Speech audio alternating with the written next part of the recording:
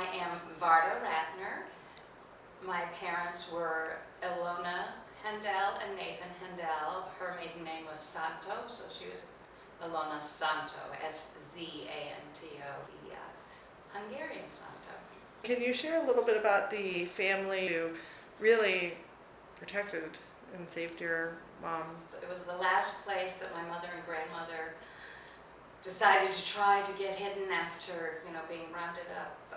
My mother a couple of times, and this was, I think, the first time my grandmother had been rounded up, as far as I know. And so this was their last chance, and they went to the home of a woman who used to be their housekeeper. Her name was Anush Orosh, and she used to come in and clean a couple of days a week, a couple hours, and she was a few years older than my mother, and she still lived with her own mother.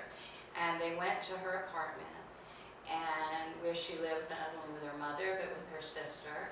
It was in Budapest, where my mother was born and raised. They welcomed them with open arms. They had gone to other people before who were like, oh, they're still alive. But these people were like, oh, you're still alive, thank God, come in. And they said, you're going to stay with us until this war is over, and you're going to sleep in the bedroom, and we're going to sleep on the kitchen floor. And amazing of them to do that, and especially because if they'd been caught hiding Jews, they would have been shot on the spot. So they took them in, and they had them stay there with them. And not only that, but Anush had a brother, and he was in the Hungarian military.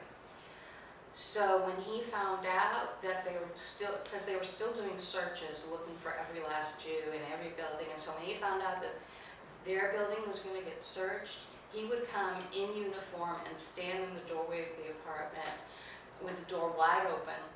And as the soldiers came up, he would say, "What, you think I'd hide any stinking Jews?" And so they wouldn't search the apartment. But every apartment I visited when I was there was tiny.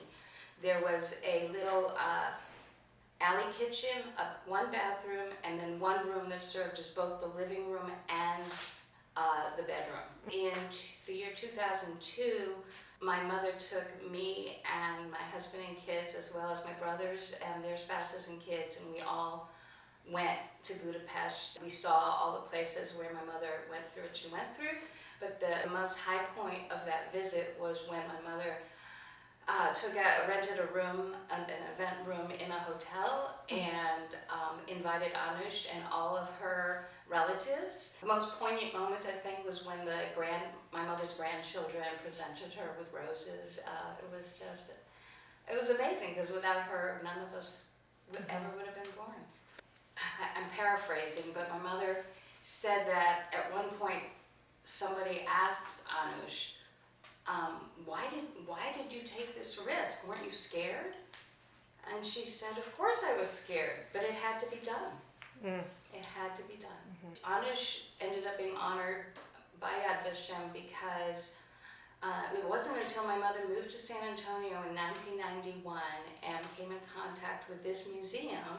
The director of the museum, when she heard my mother's story, said, has she been recognized by Yad Vashem? And my mother said, no, I don't know about this. And so she got her all the paperwork, and my mother submitted it. And as a result of that, Anush was sent a certificate and a letter thanking her for being a righteous among the nations. She was invited to Israel for a special ceremony, and that she got a financial stipend, money every month for the rest of her life from the state of Israel. Her name is up on the wall of the righteous among the nations at the museum at Yad Vashem. To conclude our interview, I would like, if you have any words to give to students about the importance of being a righteous. It could be about Anush and her family, or even your mother. It's a really open-ended question. Whatever you feel that students should know, we'd appreciate it. I think sometimes we feel like we have no control over our destiny, but we do. We have choices we can make. Even in the most dire circumstances, keep trying. Never lose your moral compass. Always, even if it's difficult, even if it's scary, try to find your strength and always do the right thing. Be an upstander. Stand up for what's right. Help people in any way you can. Because when you help one person, you might be helping a lot more than you realize, like Anush did. So many people would never even have gotten to live if it wasn't for